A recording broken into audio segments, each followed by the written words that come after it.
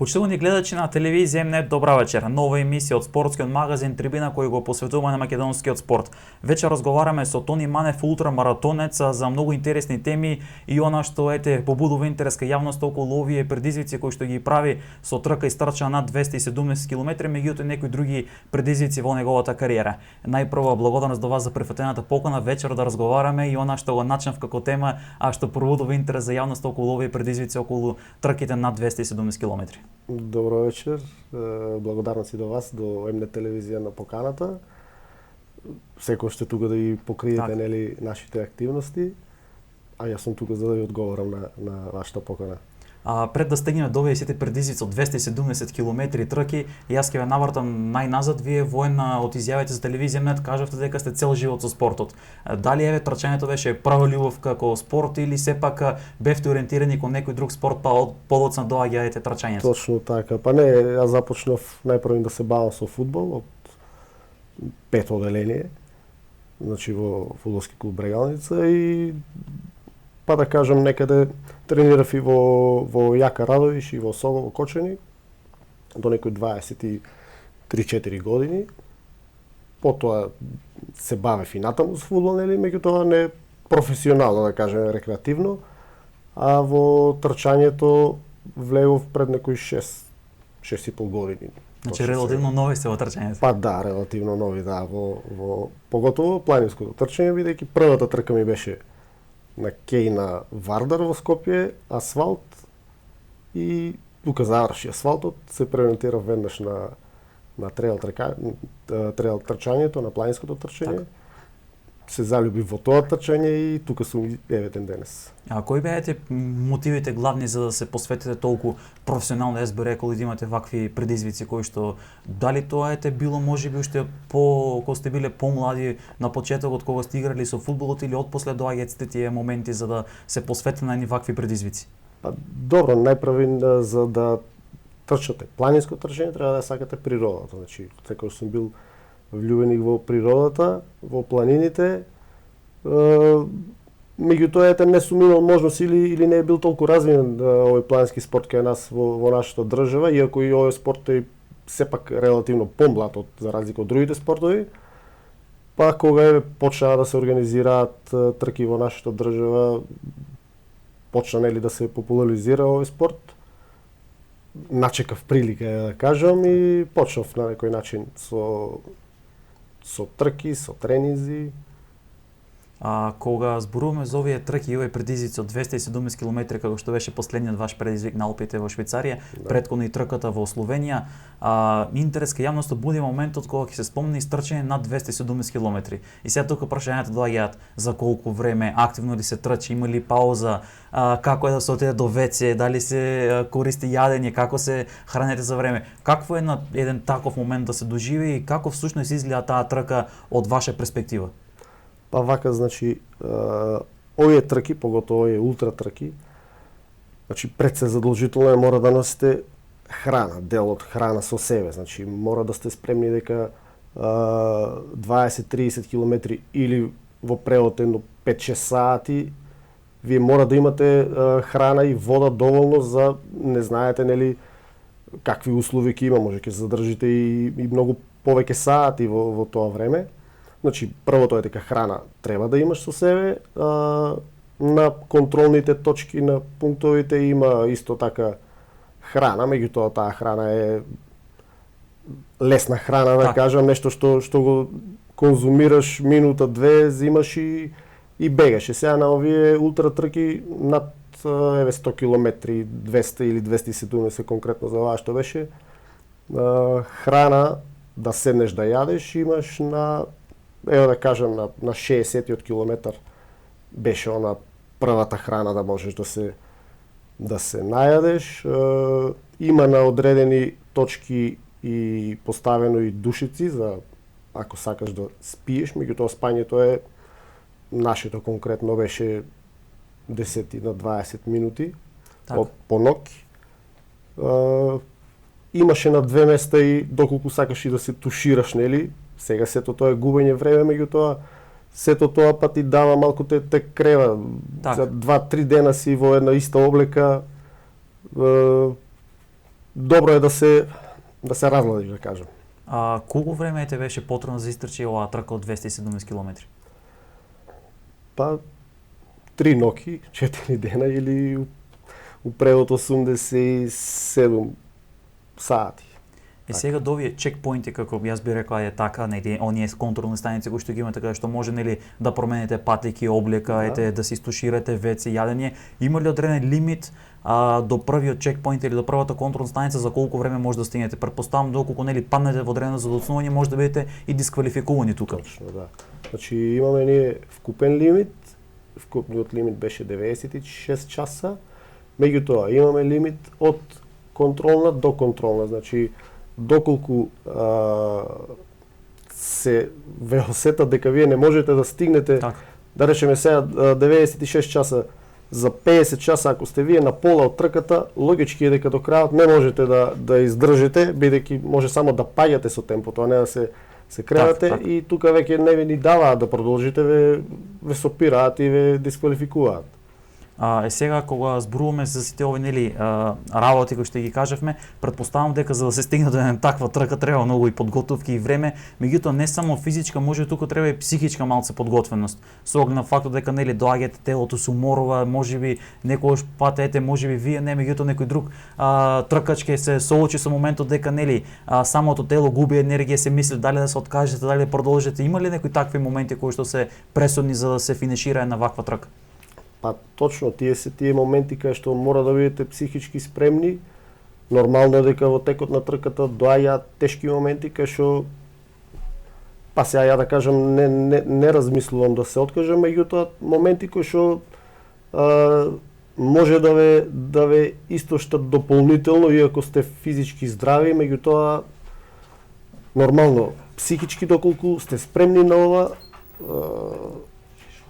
најбитно е тоа да кажам, значи физички мора да сте спремни, меѓутоа Так. психичката спремност е пресудна во овие моменти, бидејќи кога е тешко, само тоа може да ве држи во игра. Колку време вие се подготвувате за ваков предизвик? Особено и како всушност изгледаат тие подготовки? Што е на клуче што го правите во фаза на подготовките за една ваква трка? Па пред се, нели, кондиционо се спремаме. Так. Тренизи од некои, јас ги ставам 4 до 6 месеци за оваа трка. Сега оваа трка е се спремам со тренизи сам, меѓутоа сите наши трки, конкретно претходната година или пред оваа трка, сите наши трки во Македонија ја ги третирав како тренинг за овој настан, бидејќи ова ми беше мене главен настан, па така е трките низ Охрид, Пониква. Така. Секоја таа трка ми беше мене тренинг, значи таму баш е добро кога имаш со кого да се тркаш, па тука добиваш малку повеќе на брзина, да кажам, а на издржливост тренирам сам кога тренирам. Сега од аспект на самата трка од 270 км, претпоставам дека или некоја друга трка нели од таква должина, има нели некои различни технички карактеристики. Трчате нели низ планина каде што можеби карпес дел, па потоа имате нели земја дел, па можеби некој асфалт ќе се соочи. Сето тоа претпоставам значи и промена на патеките кои што ги користите за една трка. Точно. За оваа трка имав 3-4 пара патики и пред трката го разгледувавме теренот, да знаеме кој терен, каде е, за каде, какви патики да променам, со какви патики да продолжиме. Во суштина целата трка беше повеќе техничка, карпесна е да кажам, што значи дека и е потешка, значи тука треба да се внимава каде газите. Со тоа нели и патиките преферирав со такви патики да трчам цело време. Кај нас во Македонија можеби немаме таков до толку технички терен, можеби трката на водно, таа е една компарација да направам за гледачите кои што биле и таму, значи беше 90% таков терен, а тоа е потежок терен, значи. Сега Кога зборуваме за проба на патеките, што е на клучни разлика од патеки до патеки кога станува збор овој терен? Има ли некои можеби посебни стабилизатори во самите патеки, што е на карактеристично за една патека, бидејќи нели сте искусни, претпоставам знаете кога ќе влезете во продавница за патеки да направите разлики веднаш да воочите која патека за кој терен би се користела. Па добро, има, значи, гјонот на патиката каков е и пред се подлогата на патиката каква е, значи имаме висок гјон, имаме среден, низок, профилот на, како да ги кажам, крампони или Так. во подлогата на патиките. И си има и спецификација за која патика за каков терен е. Имаме патики за трки до 30-40 км, што значи дека тоа е лесен терен или лесно трчлив терен. Имаме патики за ултра трки. Јас во мојата галерија се повеќе такви, бидејќи и на такви настапувам. Колку едни патеки, јас би рекол, во наводници можат да извозат кога е во прашна километража? Претпоставам дека до одредена бројка на трки или на километри поминати веќе патеките се амортизираат и иако можеби изгледаат физички дека се добри, меѓутоа не се во состојба да можат со нив да продолжите со тренинг или со трки. Па точно имаат и не само патиките, и ние не сме во состојба да ги следиме патиките, бидејќи имаат мал рок, ете да кажам. Значи, има патики кои што во спецификацијата ти вика дека имаат 400 километри да поминат. 400 километри е еден мој месец на тренинг. Значи, јас ако ги менувам патиките на еден месец, а таа опрема е скапа, кај ќе ни биде крајот. Нели, меѓутоа ете се трудиме да ги истрошиме колку што можеме повеќе. Така, од аспект на финансии, скап ли е овој спорт и колку мора да бидете финански подковани за да се реализира? Во разговори со многу други кои што трчат вакви ултрамаратони велат дека можеби некои од нив подоцна се приклучиле кон овој спорт од причина што веќе ете нели се вработени, па имаат некои стабилни приходи, спонзори, за да може нели се тоа бидејќи од опрема покрај патеки, претпоставам нели ќе треба во најмала рака да имате смартвач кој што не е толку многу потребен, меѓутоа е важен за да може да следат одредени параметри и ред други работи од опрема кои што мора да се користат. Скап спорт дефинитивно, значи самите патики скапи се и самото тоа што еве за една поголема трка, значи не можете со еден пар патики да ја завршите. Значи 3-4 пара патики ви требаат само за тука. Во годината неколку трки, тоа се многу пари. Меѓутоа нели патиките не се само дел од опремата, тука имаш задолжителна опрема на скоро секоја трка. Значи ви треба ранец, ви треба оние бидони со вода, задолжителен часовник еве како за тука што беше, па и резервен телефон. Значи покрај тоа што имаш телефон, мораш да имаш и резервен телефон и таму да ти биде мапата на телефонот. Имаме многу задолжителна опрема која што мораш да имаш. Конкретно за трката во Швајцарија, да кажам, требаше да има, прв пат се среќавам со тоа, значи навлака за во вреќе за спиење, кај што мораше да ја купам и кај што не е ни малку ефтина, поготово во нашата држава. Така.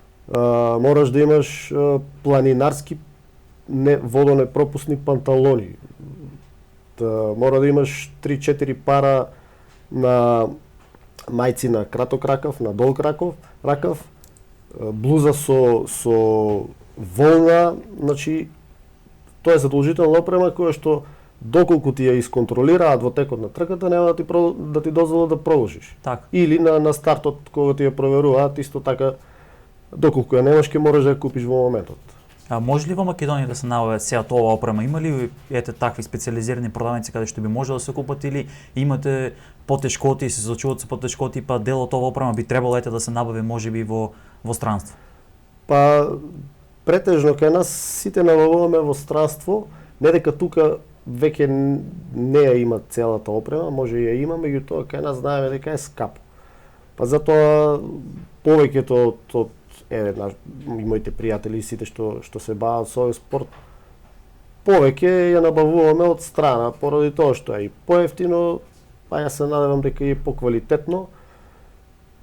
Меѓутоа тука сепак е проблем. Так. Имаме, меѓутоа немаме доволен број да идеш да да си купиш или да најдеш од прва се што ти треба.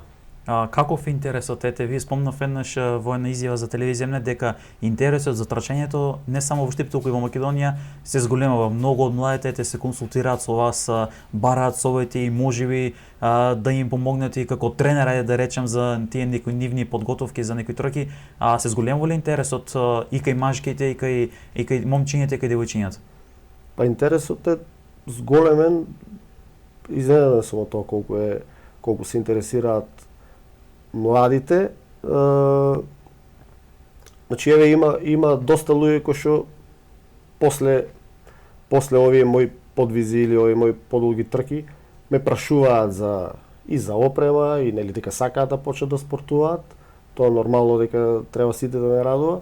Меѓутоа има голем интерес и кај помладите, кај децата или кај родителите кои што ме прашуваат каде држиш тренизи, да го пратам детето.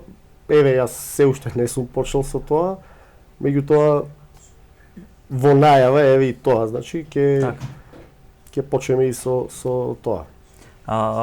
Спомнавме и претходно во телевизија М-нет правевме една изјава ваша дека веќе формиравте ваш клуб. Од каде е идејата за формирање на тај клуб и што всушност е тој клуб, за каков вид на спорт станува збор и кои се целите на истиот? Така, значи го формиравме Ултра Трейл Тим, го формиравме оваа година, на почетокот на годината. Тоа е здружение на граѓани, нели? Со мои пријатели кои што ми се голема помош во сите овие трки и кога збориме за финансиски оддел. Па и со нивна желба, ајде да формираме, зашо не формираш? Еве јас одлучив, формирав и баш ми е мило. Значи сега за сега имаме 29 члена. Се организираме, значи одиме по трки овде за сега низ Македонија. Си организираме сами некои тренинзи, некои дружења. Сега за сега сме на тоа, меѓутоа во блиска иднина планирам, значи да почнеме со најмладите да работиме. Има ли во најава да се организира некои трки од ваша страна, од вашиот клуб? Да, таа е желбата, значи и моја и на нашите членови. За следната година во план ни е да формираме трка, Ултра Трейл Тим да формира трка, трейл трка, нели? Најверојатно на нашата Плачковица, меѓутоа се уште и ние разговараме меѓу себе и ќе одлучиме што ќе биде најдобро, но тука сакам да разговараме деновиве и со општина Штип, значи не сакаме да ни излезат и тие во сусрет, бидејќи тоа сепак е Ултра е клуб од Штип и јас кога одам на трки го презентирам Штип, па очекуваме барем да имаме некаква соработка со општината. Кога става збор за организирање на вакви трки, претпоставам дека тоа е еден голем залак да се организира на таква трка, особено ако има пак и меѓународен карактер, нели? Покрај Штип треба и Македонија се представи како добар организатор. Што е клучно што треба да се направи за една трка да може да биде, нели, официализирана, за да може, нели, да дојдат учесници да се настапал. Претпоставам треба маркација, треба добра мапа, треба се обезбеди, нели, можеби ако е, нели, низ планина, па одредена простор каде ќе се движат тие надпреварувачи и слично. Па точно, значи потребни се доста луѓе, сам или неколку луѓе не можат сигурно тоа сето да го осмислат, а не па да го реализираат. Значи потребна е маркација, тоа е во планина, значи треба да се исчисти теренот, да се маркира. Потребни се тука да се најдат па и спонзори кои што ќе го помогнат целиот настан. Сега нормално ќе ни пристигнат луѓе тркачи од Македонија, се надеваме од странство, па треба да се сместат тие, треба да имаме капацитет. Затоа велам дека нели треба и да имаме некоја соработка со општина Штип, на која што се надевам. Так. И тоа ќе биде сепак еден настан на градот, нема да биде лично наш само на Ултра како тим. Така, од аспект, нели, на самиот клуб и од самите членови, има ли некои активности кои што вие би настапиле како клуб на некои други трки во Македонија, па можеби и во странство? Има ли веќе пекира на некои трки на кои што веќе размислувате можеби да настапите како клуб, а со тоа нели да се промовира самиот клуб на ваквите спортски настани? Точно е веќе овој период сега летниот август, па јули, август месец во Македонија е, како да кажам, како полусезона во фудбалот, и кај нас е сега полусезона, меѓутоа од 1 септември веќе се стартуваат трките во Виница, има Чупино трейл кај што 10-15 членови наши веќе мислам дека и најавија нели дека ќе се пријават и сигурно ќе бидат таму. Има потоа следна трка на Шапка, има во Охрид. Значи застапени во Македонија сме секаде дефинитивно, значи одиме со 10 луѓе, 15 без разлика колку, секаде сме како тим или наши членови има. Меѓутоа има желба и да настапиме заедно како тим надвор, не само еве вака јас сега да одам или некој друг сами. Значи мислам дека идејата ни е да сите заедно неколку луѓе да заминеме. Имаше некоја идеја за оваа година, не знам дали ќе ја реализираме, дали ќе стигнеме, и со некои други обврски сум. Меѓутоа следната година сигурно дека ќе заминеме некаде како тим да го представиме ултра и да го представиме градот. Спомнавте 29 ваши членови. Кој е најмалиот, а кој е највозрасен член од аспект на години? Па најмалиот е 15 години ми се чини дека беше. Да. Марко Перунковски, ја ќе го спомнам затоа што е супер дете. Кој што уште се надпреварува и во некој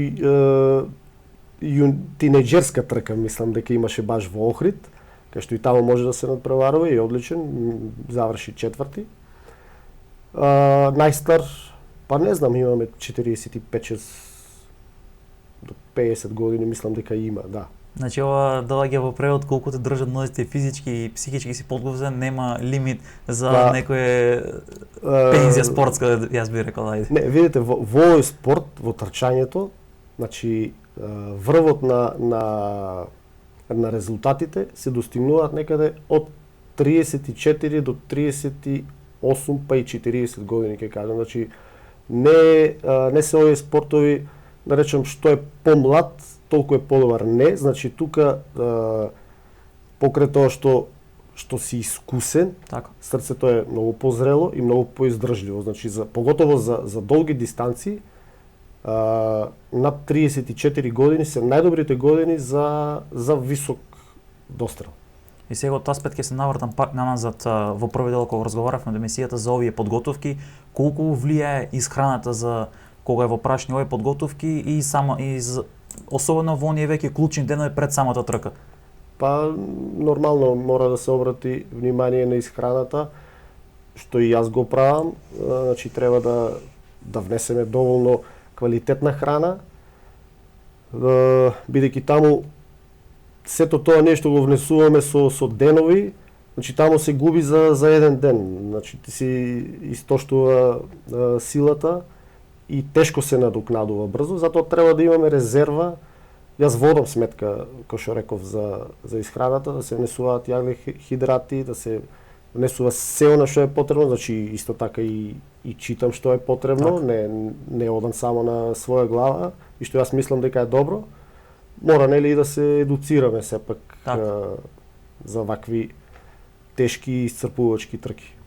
Има ли тренери доволно во Македонија за ваков спорт? Еве конкретно некој ако сака да започне, да се насочи кон одреден тренер, може и да бара совет, бидејќи нели спортот стана се помасовен и помасовен, претпоставам дека ќе дојдеме можеби до момент каде што ќе имаме проблем можеби со доволен број на тренери. Зборувам за тренери кои што ќе бидат можеби едуцирани, доволно лиценцирани за правилно да се насочи кон трчањето, бидејќи секој можеби ќе трча, меѓутоа треба нели правилна насока на трчање, на техника на трчање и ред други работи за да се усовршите да добиете што е можно подобар резултат.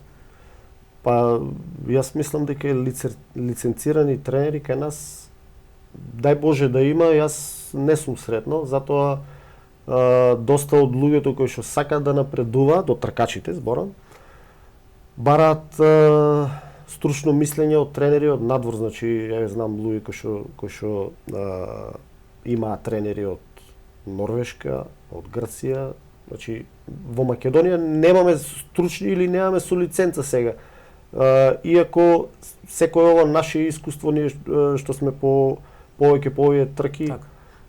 на еден начин нели стекнуваш искуство и можеш да го пренесеш тоа на останатите, на помладите. Меѓутоа дека имаме стручни лица, мислам дека не во моментот. Од аспект на формирањето на клубот и на други клубови кои што постојат, под капата на која федерација ве влегувате? Под капата на Атлетска федерација на Македонија или како е тоа регулирано?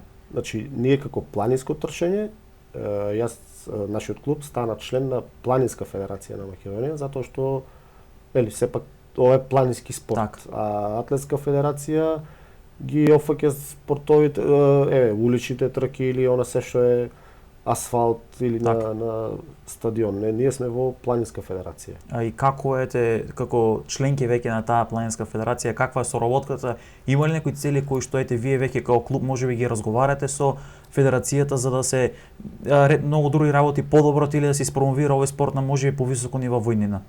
Па како што нас не примија пред 2 месеци некаде од прилика во федерација и се отворени за соработка.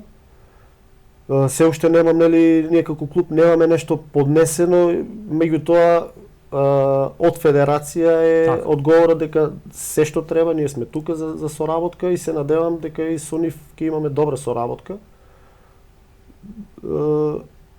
Ако може и од федерација да се помогне во организирање на овие наши планови на една трка, а се надевам дека ќе помогнат, бидејќи барем за сега добро соработуваме. Колку е бројот на екипи? Вашиот клуб е прв и единствен за сега во Штип, меѓутоа на ниво на Македонија има ли интерес да се формираат вакви клубови? Ете колку, ако ја знаете, бројката на клубови кои што се активни за ваков спорт? Па бројката е многу мала. Јас затоа реков и претходно во едно интервју дека можеби не сме први, но во првите сме. Значи има многу малку клубови, не знам ни колку се регистрирани. 2-3 нека се. Скопје и Битола мислам дека имаат. Зборувам за планинско трчање. Така да ние сме едни од првите и затоа сме горди на тоа. Она што можеби спомнавме за членовите, пак ќе се навртам, кажавте 29. Има ли тука застапени можеби девојки кои што се членови на вашиот клуб и дали интересот кај нив се зголемува за ова? Да. Имаме негде 8-9 девојки меѓу нив. Меѓутоа дека за оваа година толку членови пријавивме во федерација, а интересот е и сега ќе ме сретне некој и дека сака да се зачлени, значи во моментот ако земам да ги зачленуваме сите еден по еден, ќе стигнеме до многу поголема бројка, меѓутоа тоа ќе биде за следната година. Така. Кај што имаме некои други планови, бројката ќе биде сигурно поголема, бидејќи за оваа година се формиравме. Желбата беше да прво да се формираме, да влеземе во Планинска федерација, што го остваривме. За членовите и не ми беше толку битно колку ќе имаме, иако имаше интерес, па гледав на некој начин што побрзо за да ја фатиме оваа година да влеземе во федерација и тука се заклучи таа бројка на 29, меѓутоа интересот е стварно голем. Од аспект на трки планински во Македонија, која е можеби интересна и кој е најголем предизвик на некоја трка? Ете, некоја слична, да речеме, како она во Швајцарија кој што имавте вие на Алпите, некој сличен потежна во Македонија трка која што предизвик, особено за оние кои што започнуваат со овој спорт, па би се стремиле да соволат некоја така потешка трка во Македонија? Па можеби на секој му изгледа полесно, јас ја спомнав трката Водно матка, 42 километри.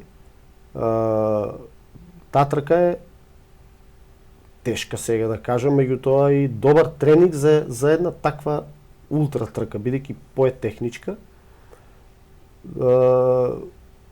Имаме трка на Пелистер, кај што е многу убава, многу потрчлива, полесна. Еве трката на Чупино, наши пријатели, исто имаме, значи имаме Галичица, за жал сега така што се случуваат пожарите. Исто убава трка на Шара имаме Имаме интересни трки, меѓутоа ако земеме која би била добар тренинг за една ултра подготовка, водно матка, значи технички терен, идеална за припрема. Ако го спомнавме за пожарите, за жал ова не зафати нели цела Македонија, колку ете тоа ќе биде проблем во иднина? Претпоставам дека нели многу од за жал убавите пејзажи во Македонија ги зафатија пламените јазици и едноставно тука имаме многу голем проблем бидејќи нели сето тоа што било градено со години, природата која што го создавала, сега се случува да сето тоа исчезна нели преку ноќ. Колку ете тоа ќе биде проблем и дали можеби ќе имате некои активности тука околу тој аспект на пошумување, бидејќи спомнавте нели вие сакате природата, планината, можеби ќе има некои такви активности цел да се подобни во ова се што го загубивме по полека да го враќаме за нас, можеби не, ама за генерациите после 30-40 години да имаат одново нели убави природи. Па точно, жално е сега ова што се случува, горат буквално најубавите предели, што се тешко достапни, значи таму кај што не е бил човекот, таму е најубаво, тоа дефинитивно, нели? Многу ќе влијае негативно ова со пожарите, а исто така не се надеваме, туку сакаме следната година да организираме исто таков еден настан како клуб, да се оди на некои опожарени места, да ни се дадат садници и да пробаме нели да го обновиме тоа што е опожарено во оваа суша или така. И сега уште едно прашање во финишот на емисијата, кое што е исто така потекнато доста гледачи кои што велат ќе освоите, можеби ќе бидете прв на трка од 200-300 километри, ќе истрчете.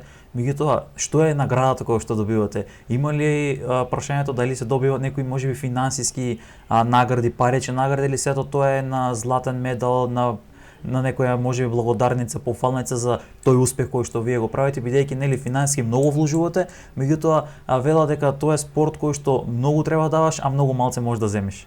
Па точно, многу даваш, малку земаш, дури и победникот на трката во Швајцарија, верувам дека не верувам, туку сигурно не доби награда колку да ги покрие сите трошкови. Значи овие се трки повеќе сам за себе, за само надминување.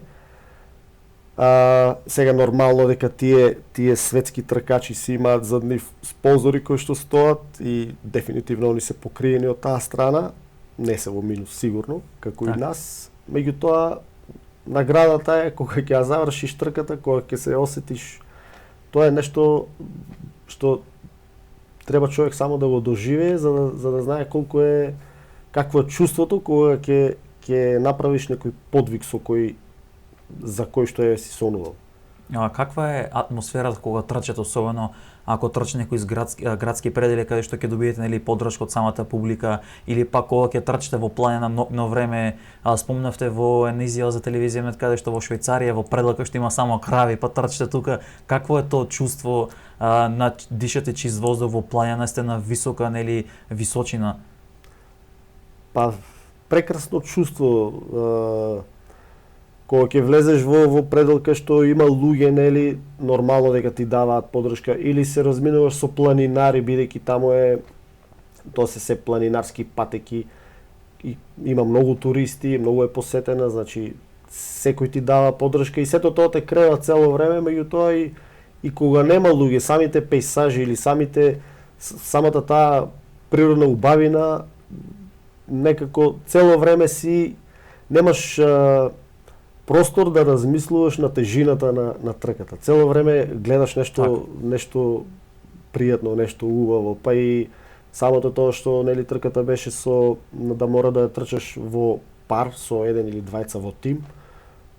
Не си сам, значи разменувате мислења, разен муавет во текот на целата трка.